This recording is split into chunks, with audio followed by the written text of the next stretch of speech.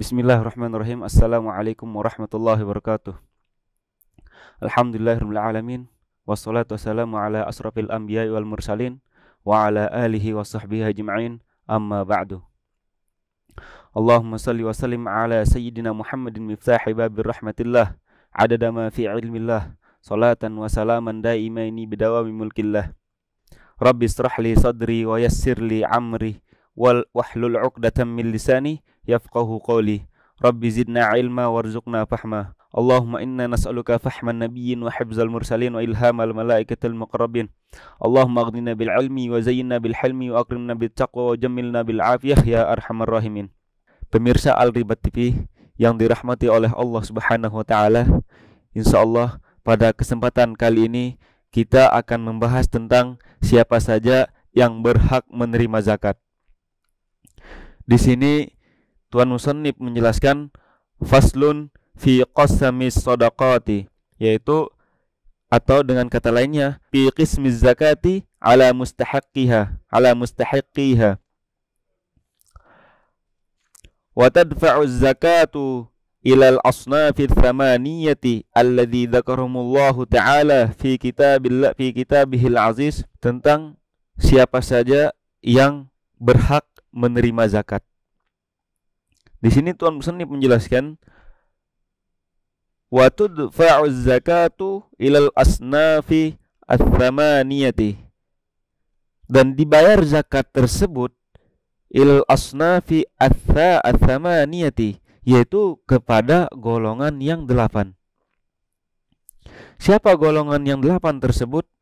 Alladzina dzakarahumullahu ta'ala fi kitabihil azizi, yaitu orang yang telah disebutkan oleh Allah Subhanahu wa taala pada kitabnya yang mulia, yaitu Al-Qur'an.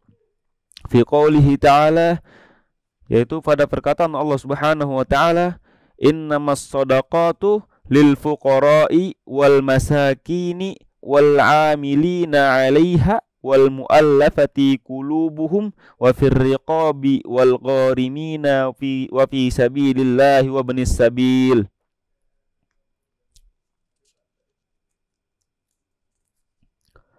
Ila akhirih. Huwa zahirun ghaniyun 'ani syarh. Ayat yang tadi adalah telah zahir, telah jelas, yang tidak butuh lagi kepada penjelasan. Ila ma'rifatil asnab, kecuali kepada orang-orang yang dikasih pemahaman oleh Allah Subhanahu wa taala, atau orang-orang yang mengetahui daripada maksud daripada asnab tersebut, golongan tersebut. Di sini Tuan Musannif menjelaskan fal faqiru fiz zakati, maka orang-orang daripada golongan fakir tersebut yang berhak menerima zakat, yaitu penjelasannya huwallazi la mala lahu wa la kasba yaqa'u mawqi'an min hajatihi, yaitu seseorang yang tidak mempunyai harta dan tidak mempunyai pekerjaan yang mencukupinya. Nanti dijelaskan pengertian daripada fakir tersebut secara rinci. Amma faqirul araya, adapun di sini ada yang dinamakan fakir araya. Apa itu fakir araya? Ialah fahuwa man la naqada biyadihi, yaitu seseorang yang tidak mempunyai uang tunai. Dia tidak memegang uang, akan tetapi dia mempunyai harta. Contoh, orang yang fakir araya ini adalah orang yang tidak memegang uang cash, tetapi dia mempunyai harta, seperti dia mempunyai buah kurma, dan buah kurma tersebut belum panen. Itu termasuk harta. Namanya orang tersebut fakir aroya, yaitu fakir yang tidak memegang duit, namun mempunyai harta, harta simpanan yang belum dipanen. Dan adapun di sini yang dimaksud dengan harta dan pekerjaan bagi orang yang fakir ialah yang pertama, orang yang sama sekali tidak mempunyai harta maupun pekerjaan, itu fakir. Yang kedua, orang yang mempunyai harta namun tidak mempunyai pekerjaan, dan harta yang dimiliki tidak cukup untuk memenuhi kebutuhan pokoknya selama umumnya. Di sini maksudnya, misalkan seseorang tersebut mempunyai harta, dia dikategorikan cukup. Akan tetapi dia tidak cukup untuk biaya hidupnya seukuran umum kehidupan manusia, yaitu 63 tahun. Dia tidak cukup dalam 63 tahun tersebut dengan hartanya. Berarti seseorang tersebut berhak menerima zakat. Dan yang 63 tahun ini dikurangi nanti dengan masa sebelum baliknya. Dan yang selanjutnya, yang ketiga, orang yang mempunyai pekerjaan yang halal dan layak, dan hasil yang dimiliki tidak cukup untuk memenuhi kebutuhan selama umum usia manusia yang telah disebutkan tadi. Dan yang keempat, orang yang mempunyai harta dan pekerjaan, atau mempunyai harta saja, atau mempunyai pekerjaan saja, dan semua bisa mencukupi kebutuhan pokoknya selama umum usia manusia yang telah disebutkan tadi. Namun harta dan pekerjaannya haram. Harta yang dia miliki tersebut hasil pekerjaan haram. Nah, dalam kategori ini dia berhak menerima zakat. Sekalipun dia kaya, akan tetapi kekayaannya tersebut hasil dari misalkan perampokan. Nauzubillah. Dan kita lanjut ke orang yang berhak menerima zakat yang selanjutnya, yaitu miskin. Di sini Tuan Musonif menjelaskan wal miskinu, apa itu al miskin?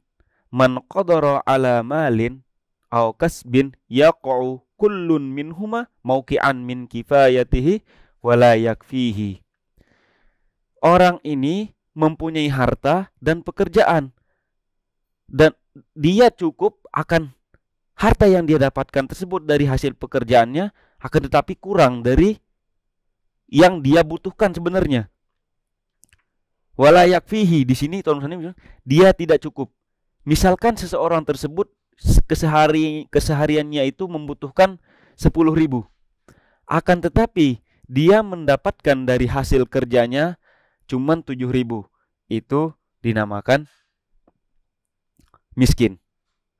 Di sini jelaskan, kaman yahtaju ila 'asyrati darahima wa 'indahu sab'atun. Seperti orang yang membutuhkan 10 dirham, akan tetapi yang dia dapatkan cuma 7 dirham. Ini masuk dalam kategori miskin.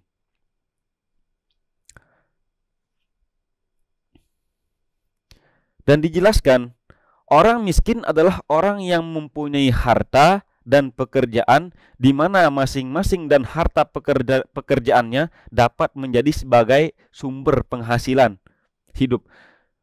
Akan tetapi dia tidak mencukupinya. Seperti orang tersebut membutuhkan yang seperti tadi, dia membutuhkan 10.000, akan tetapi yang dia dapatkan dari hasil kerjanya itu cuma 7.000.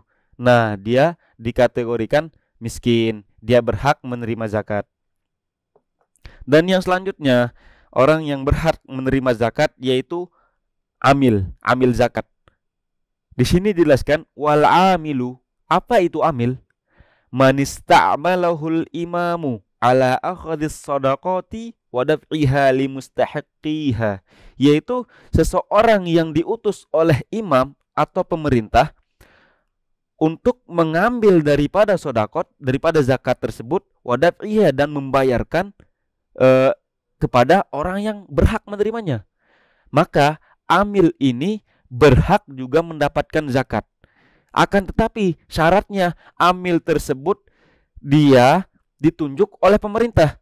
Jadi amil ini tidak bisa ditunjuk oleh kalangan manapun kecuali pemerintah.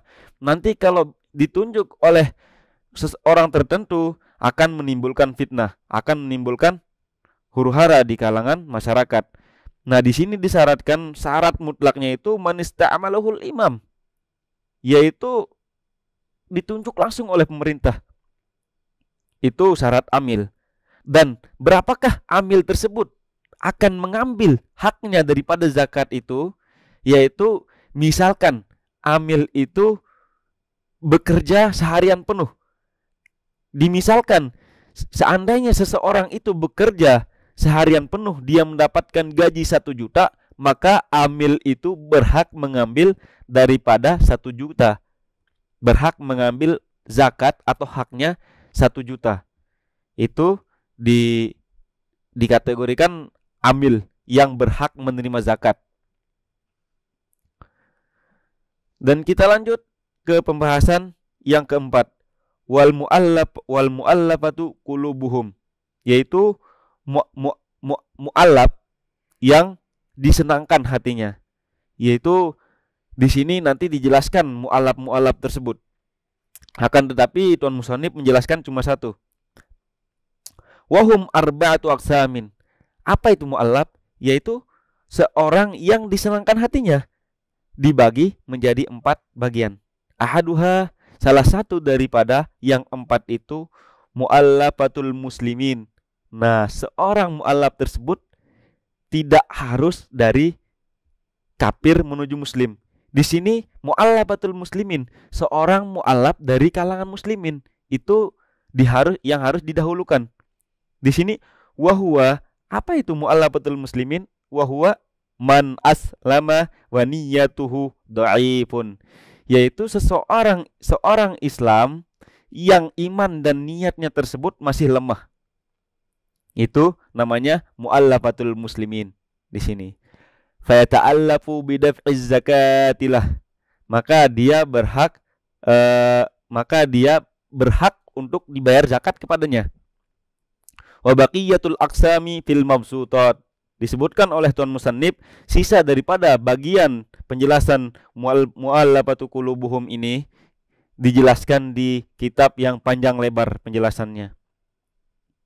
Dan kita lanjut ke pembahasan yang kelima, yaitu wafir riqabi, budak. Di sini budak juga berhak mendapatkan zakat. Akan tetapi ada syaratnya. Budak apa? Yaitu wahumul mukatabuna kitabatan sahihatan, budak yang mempunyai perjanjian kepada tuannya bahwa dia harus menebus dirinya dengan sekian hartanya. Misalkan budak ini diizinkan oleh tuannya untuk bekerja, dan uang hasil bekerjanya tersebut untuk membayar atau menebus dirinya sendiri. Nanti dia berhak ambil zakat untuk meminta hak zakatnya untuk membayar dirinya kepada tuannya. Ammal mukatabu kitabatan fasidatan, adapun di sini budak mukatab yang tidak dibayar dan yang tidak mempunyai kesempatan dengan tuannya untuk dibayar secara diangsur, maka fasidatan, rusak, tidak sah. Fala yu'ta min sahmil mukatabina, maka tidak dibayar daripada yang demikian tersebut karena dia tidak termasuk dari kelompok orang yang mukatab yang dijelaskan di awal tadi. Dan yang selanjutnya yaitu yang keenam, gorimin. Apa itu gorim? Wal gorimu ala thalathati aqsamin. Dan gorim ini juga dibagi menjadi 3 bagian. Ahaduha, salah satu daripada yang 3 tersebut, manistadani dainan, yaitu seseorang yang diantara keduanya ialah yang mempunyai beban hutang. Siapa yang diantara keduanya tersebut? Litaskini fitnatin baina ta'ifataini fi qatilin lam yuzhar qatilahu, untuk meringankan fitnah di antara kedua perselisihan tersebut pada pembunuhan yang tidak jelas siapa yang membunuhnya. Di sini di dalam menjelaskan fi qatilin ay bisababi qatilin walau ghairu adamiyyin, walaupun yang membunuh tersebut bukan manusia. Bal walau kalban, sekalipun yang membunuh tersebut anjing. Lam yuzhar qatilahu laisa biqayyidin, di sini tidak jelas siapa yang membunuh. Tidak ada ikatan di antara yang dibunuh dan yang membunuh. fatahammala dainan bisa bidzalika, maka dia membawa hutang bisa bidzalika, dengan yang demikian tersebut. Fayuqda dainuhu min sahmil gharimin, maka dibayarkan utangnya daripada kelompok-kelompok gharimin. Goniyan kana au faqiron, sekalipun orang tersebut kaya maupun miskin, tetap mendapatkan haknya, yaitu hak gharimin dalam kategori tersebut. Wa inna ma yu'tal gharimu inda baqa'id daini alaihi, karena sesungguhnya di sini membayarkan gharim kepada orang yang mempunyai sisa hutang tersebut. Fa in addahu min malihi aw daf'ahu ibtidaan, maka jikalau dia telah membayar lunas hutangnya dengan hartanya, aw daf'ahu ibtidaan, atau dia terlebih dahulu membayarnya, lam yu'ta min sahmil gharimin, dia tidak termasuk daripada kelompok-kelompok gharimin yang berhak menerima zakat. Wa baqiyatuhu aqsamil gharimin fil mabsutat, dan sisa daripada penjelasan tentang gharimin ini dijelaskan di kitab yang panjang lebar penjelasannya. Dan yang ketujuh, wa ammas sabilu, yaitu tentang sabilillah. Ini sabilillah, orang yang ketujuh yang berhak menerima zakat. Siapa itu sabilillah? Sabilullah fahumul ghazatu alladzina la sahma lahum fi diwanil murtaziqati, yaitu seorang pasukan atau pahlawan yang tidak termasuk daripada kelompok orang yang menerima gaji. Bal hum mutatawwi'una bil jihad, akan tetapi niatnya tersebut lillahi ta'ala, untuk berjihad kepada Allah Subhanahu wa ta'ala. Dia berhak untuk menerima zakat. Dan yang selanjutnya Ibnu Sabil. Wa Ibnu Sabili, siapa Ibnu Sabil tersebut? Yaitu kita artinya secara gamblang, Ibnu Sabil, Ibnu artinya anak, Sabil artinya jalan, yaitu anak jalanan.